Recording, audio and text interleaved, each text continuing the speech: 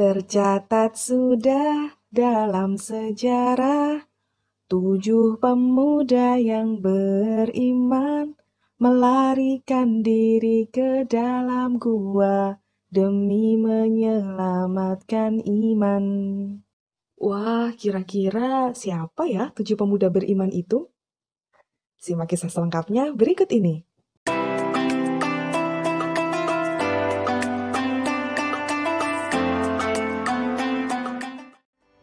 Assalamualaikum warahmatullahi wabarakatuh.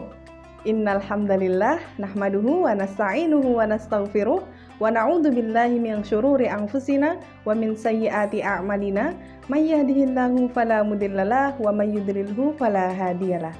Asyhadu an la ilaha illallah wa asyhadu anna Muhammadan abduhu wa rasuluh la nabiyya ba'dah. Halo salih-salihah, bagaimana kabar kalian hari ini? Alhamdulillah, semoga kita senantiasa dalam keadaan sehat walafiat. Amin. Masih semangat mengikuti pesantren Ramadan virtual kali ini? Baik, Bu Tifal cek dulu ya semangatnya. Pesantren Ramadan virtual? Kok masih lemes? Jawabnya yang semangat dong. Sekali lagi pakai gerakan ya. Pesantren Ramadan virtual sehat dan ceria bersama pesantren Ramadan virtual Semiyut. Di pesantren Ramadan virtual sesi kali ini, Bu Tifal akan bercerita tentang kisah Ashabul Kahfi yang artinya para penghuni gua. Penasaran? Yuk simak kisahnya. Pada suatu masa, jauh sebelum Nabi Muhammad SAW diutus menjadi seorang rasul, ada sebuah negeri yang dipimpin oleh seorang raja yang zalim. Raja tersebut bernama Raja Dicyanus. Selain zalim, raja ini juga kejam, egois, dan suka memaksakan kehendaknya sendiri. Dia memerintahkan seluruh rakyatnya untuk menyembah berhala dan menyuruh mereka meninggalkan ajaran Allah. Bahkan, dia tidak segan-segan untuk membunuh siapapun yang tidak mengikuti perintahnya. Kejam sekali ya. Di tengah-tengah masyarakat, ada sekelompok orang yang tidak suka dengan kepemimpinan Raja Dicyanus. Mereka ini adalah 7 pemuda yang solih. Pemuda yang masih teguh pendiriannya dengan keimanannya pada Allah Subhanahu wa Ta'ala. Aku sudah sangat jengkel tinggal di negeri ini. Pemimpin macam apa itu? Bukannya menyejahterakan rakyat, tapi malah membuat rakyat tertekan. Iya, sama. Aku juga tidak suka. Mana disuruh menyembah berhala lagi. Nggak banget deh. Gimana kalau kita pergi saja dari sini? Kita cari tempat lain yang bisa menerima keimanan kita. Hah? Maksudmu? Kita pergi meninggalkan negeri ini?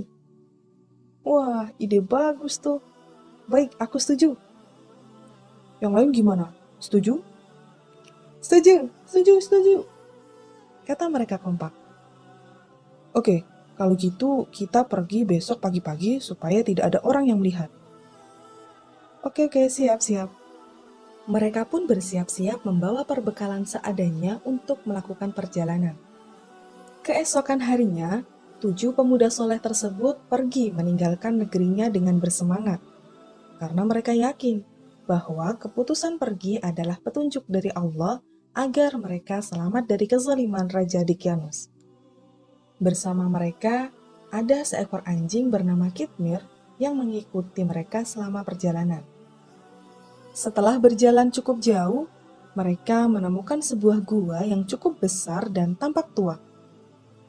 Bagaimana kalau kita istirahat sejenak di gua ini dulu? Kau yakin apakah gua ini aman? Aku akan masuk ke dalam untuk memeriksanya. Salah satu pemuda itu masuk ke dalam dan memeriksa kondisi gua. Tak lama kemudian, ia keluar sambil tersenyum dan berkata, "Sudah kuperiksa. Insya Allah aman dan cukup untuk kita semua beristirahat di dalam." Mereka pun satu persatu masuk ke dalam gua, lalu mereka berdoa pada Allah agar senantiasa diberi perlindungan. Seperti firman Allah dalam Al-Quran Surah Al-Kahfi ayat 10, Rabbana atina min ladunka rahmatan wa hayyi' lana min amrina rasyada. Artinya, wahai Tuhan kami, berikanlah rahmat kepada kami dari sisimu dan sempurnakanlah bagi kami petunjuk yang lurus dalam urusan kami.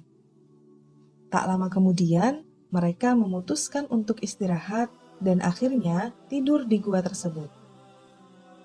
Ketika 7 pemuda tadi beristirahat, Allah Subhanahu wa Ta'ala menunjukkan kuasa-Nya dengan membuat mereka tertidur selama 309 tahun. Wah, lama banget ya, 309 tahun loh.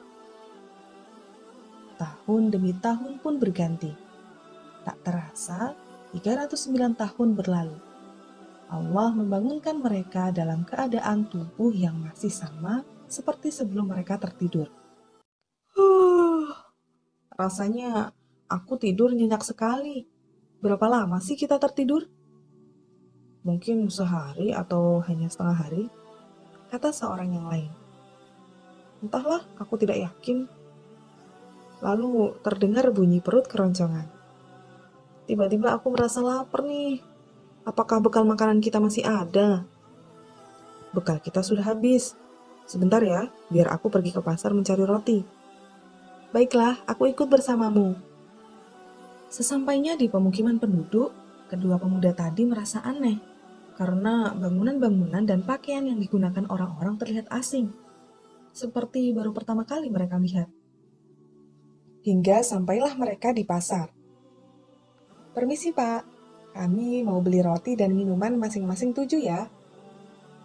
Baiklah, sebentar saya siapkan. Ini pesanannya, kata si penjual. Salah satu dari pemuda pun memberikan uang yang mereka punya. Namun, si penjual justru terheran-heran melihat uang tersebut. Uang apa ini? Uang perak ini sudah lama sekali. Dari mana kalian mendapatkan uang ini? Maksudku, dari mana kalian berasal? Aku tidak pernah melihat pemuda seperti kalian sebelumnya, kata si penjual. Kedua pemuda menjadi bingung dan bertanya, memangnya ini uang tahun berapa? Itu sepertinya uang dari beratus-ratus tahun yang lalu, kata penjual tersebut. Hah? Jadi apakah kita tertidur selama ratusan tahun? Penjual roti semakin bingung mendengar percakapan si pemuda. Lama-kelamaan, banyak orang mulai mendekat karena penasaran apa yang sebenarnya terjadi. Ketika sadar menjadi pusat perhatian, kedua pemuda tadi pun bergegas pergi kembali menuju gua. Siapakah pemuda itu, wahai penjual roti? Tanya orang-orang di pasar. Aku juga tidak tahu, tapi jika dilihat dari uang yang mereka bawa dan pakaian yang mereka gunakan, sepertinya mereka adalah manusia dari beratus-ratus tahun yang lalu. Aku tadi sedikit mendengar percakapan. Mereka tertidur selama beratus tahun lamanya, kata si penjual. Apa? Mana mungkin mereka hidup selama itu? Gimana kalau kita laporkan saja pada Baginda Raja? Setelah ratusan tahun berlalu, negeri yang dulu dipimpin oleh raja yang zalim berganti dengan raja yang baik. Raja yang sekarang adalah raja yang adil dan amanah. Akhirnya, si penjual roti tadi melaporkan kejadian di pasar kepada sang raja. Lalu sang raja pun memerintahkan pengawalnya untuk mencari pemuda asing tersebut. Hingga akhirnya pengawal raja sampai ke gua dan menemukan bahwa 7 pemuda beserta anjingnya telah meninggal dunia. Mereka pun kembali ke kerajaan dan melaporkan hal tersebut kepada sang raja. Wahai Baginda, kami menemukan mereka di gua. Jumlah mereka ada 7 orang. Namun sesampainya kami di sana, mereka sudah meninggal dunia. Jadi cerita tentang 7 pemuda saleh yang hilang pada masa pemerintahan Daqyanus itu beneran ada ya? Baiklah, bawa aku menuju gua tersebut, kata sang raja. Sesampainya sang raja di gua, dia melihat 7 pemuda tadi sudah meninggal dalam keadaan tersenyum. Masya Allah ya anak-anak, bagaimana? Bagus nggak ceritanya? Oh iya, kisah ini diabadikan dalam Al-Quran loh. Tepatnya ada pada Quran Surah Al-Kahfi ayat 9 sampai 26. Dari kisah Ashabul Kahfi tadi, kita bisa belajar beberapa hal. Yang pertama, Allah pasti akan menyelamatkan orang-orang yang teguh keimanannya. Yang kedua, Allah Maha Berkuasa atas segala sesuatu. Hanya Allah yang dapat menghidupkan dan mematikan makhluk-makhluknya. Dan yang ketiga, kita harus percaya bahwa kelak suatu saat nanti pasti akan terjadi hari kiamat. Baik anak-anak, itu dulu materi kita pada sesi kali ini. Semoga kita dapat mengambil hikmah dari kisah Ashabul Kahfi yang luar biasa ini.